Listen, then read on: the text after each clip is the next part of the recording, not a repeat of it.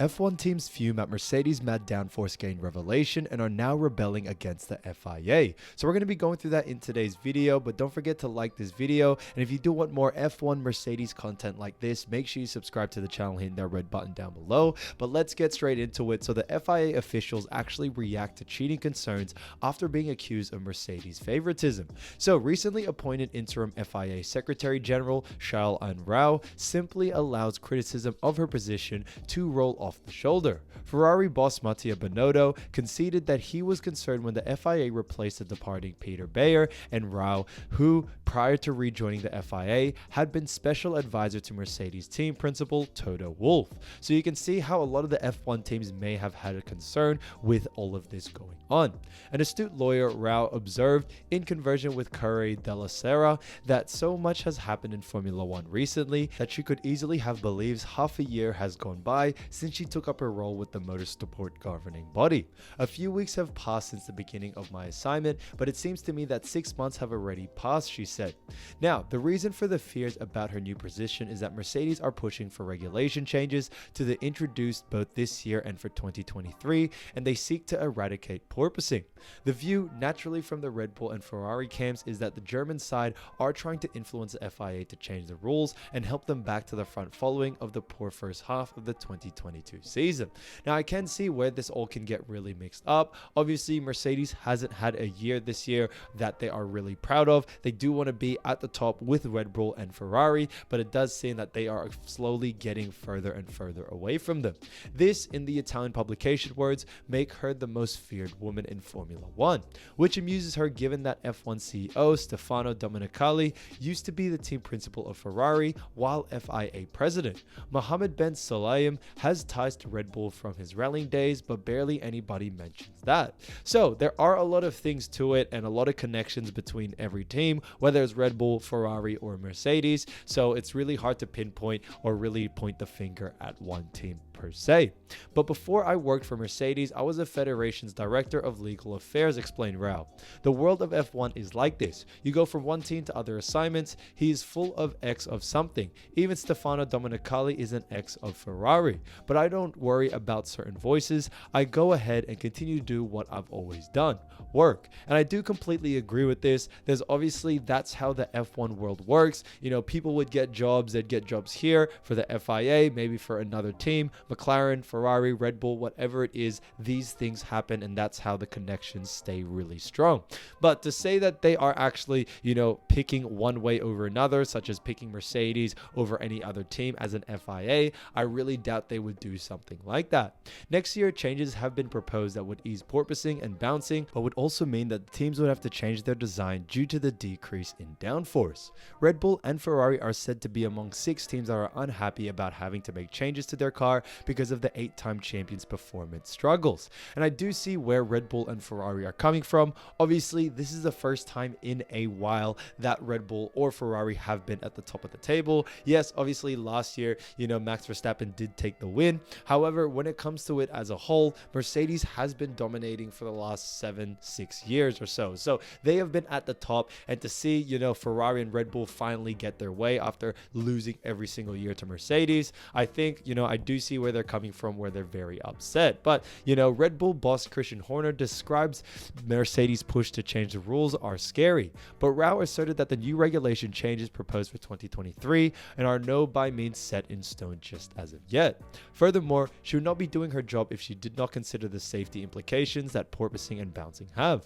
At the moment, it is only a proposal and that it is not yet finalized, she stated. And anyway, we work for the safety of the drivers all the time. What would happen if we didn't intervene when safety is at stake? Mercedes have also affirmed that they looked for a compromise when asking for the rule change, and that there is no telling if the new regulations aimed at safety would even work in their favor. So there is a lot to unravel with that story, and it will be interesting to see how it all plays out. Now, Mercedes still need a lot of lap time to fight for F1 wins Wolff said. Mercedes believes it's still a new find a lot of lap time before it can realistically think about challenging Red Bull and Ferrari for Formula 1 wins. Lewis Hamilton and George Russell helped Mercedes to its best result of the season so far, as they finished second and third behind championship leader Max Verstappen in the French Grand Prix. But although Hamilton came home for just 10 seconds adrift of the winning Red Bull after the 53-lap race, Mercedes said it remained realistic about just how big the deficit was to the front. With Verstappen having been managing his tires and not under much pressure from behind, Mercedes thinks that France did not offer a proper picture of how far off it is. Asked by motorsport.com if he felt the reality remained that Mercedes was around 0.4 to 0.5 seconds behind the top squads, team principal Toto Wolff said, "I think he," is referring to Hamilton, "was able to stabilize the gap at 5 or 6 seconds in the first stint, but you need to be honest and say that when they're racing each other in the second stint, probably Max was just going keeping on the track. So in my half-empty glass perspective, there was still a lot of lap time to catch up." And I do completely agree. Yes, obviously Russell and Mercedes as a whole really did very well, and especially Lewis Hamilton going in second and third. However, when it comes to the difference that you saw from Hamilton and also Russell compared to Verstappen, you could really see the difference between the two. Mercedes had a confusing weekend in France, as on a weekend which it had headed to hoping to fight for the win, it was left further of the front than it had been in recent races. Wolff reckoned that they are key now was the team getting to the bottom of why its French performance did not match expectations. "I think with every lap, we collect more data and understand a little bit, so we're putting the little pieces of the puzzle together," he said. "It's a process that's sometimes difficult." What he was clear about, however, is that France showed that the Mercedes W13 is not good on single lap qualifying pace, and it remains troublesome in terms of tire warm-up. It's simply not one thing. We're lacking performance on a single lap, and we are lacking performance at the initial stages of the stint, he said. There is something to understand and is not a silver bullet, but it's a few topics that they roll into our performance. Second and third is a good result, but we work tirelessly to win and there is still a gap. So they're definitely looking on closing that gap as much as they can, and I think they are really good and are getting close to it, so that's fantastic to see. Now, when it comes to all this, Mercedes revealed when development focus shifts to 2023 car, and I think this is something we really should look at because as you all know, they are still a very far away from Ferrari and also Red Bull. Now, if you ask me whether they are going to be able to catch up this season, I would say, guys, highly unlikely. And the reason why is because Ferrari and also Red Bull, even if they don't win every single time, even if they're in the top 5 or they gain a couple of points, the difference within points between Mercedes and Red Bull and Ferrari are just far too apart. So, it still will be interesting to see how this all plays out. I think Mercedes should still give it their best shot and continue to experiment with what works in order to focus on next year. So, Mercedes' Andrew Chauvelin has revealed when the reigning Constructors Champions will shift their focus to next season, with 2022 proving something of a damp squib for Mercedes after 8 consecutive Constructors Championship titles. The key question is when the team choose to give up on their reluctant W13 and start concentrating on ensuring the same mistakes do not happen with the 2023 car.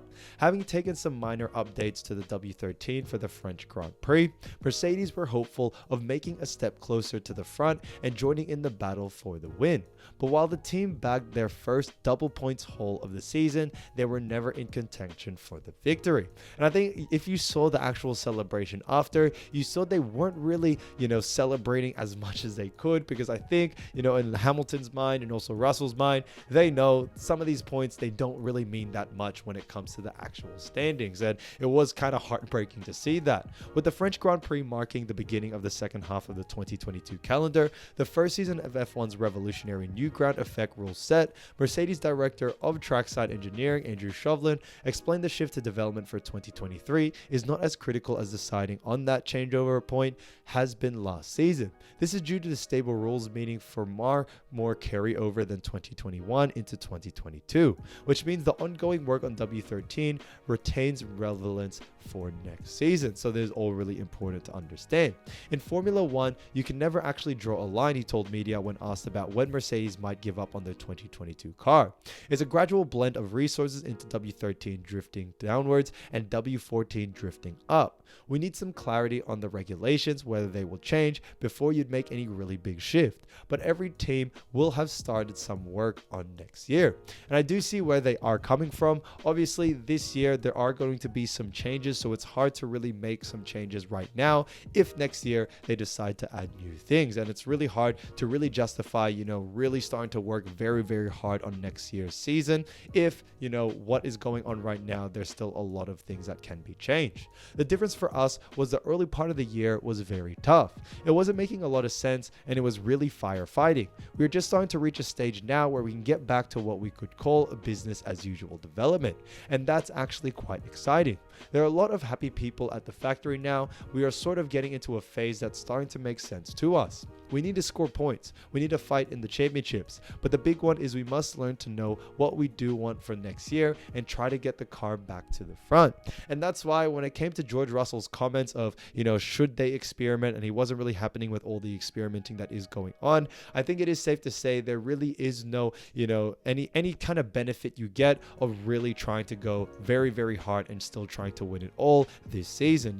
The constructors, it's way too far for them to actually win. Maybe if they go for podium, that will be great, but I do see Mercedes getting podium. I really don't see any other teams actually latching on. McLaren, obviously they are there, they could creep up and take that third position. However, Mercedes at the level they are going at right now, they are looking to actually take that third place. So I honestly, George Russell, he is a professional driver, so he definitely knows more than me, but I do have to disagree with him where I think now is probably the best time to actually experiment, try things out, especially while the season is still going on, and see what works. But obviously there is that level where you can't experiment too much because there may be changes next year or next season, and it could all just be a waste in that sense. So there's a lot to it, guys. Let me know down in the comments what you think. I would love to hear what your situation about also the FIA is. Do you think they're being a bit biased towards Mercedes, or do you think it's all fair play? So let me know down in the comments, guys. Just want to say thank you so much for watching today's video, and yeah, hope to see you soon. Peace.